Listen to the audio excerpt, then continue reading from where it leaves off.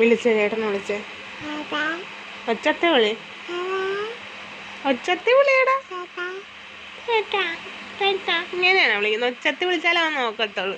അവൻ ഭയങ്കരനാ, ഒച്ചത്തി വിളിക്കണം. ചേട്ടാ, സത്യചേട്ടാ ഒന്ന് നോക്കിക്കേ, സത്യചേട്ടനെ ഇങ്ങോട്ടൊന്ന് നോക്കിക്കേടി.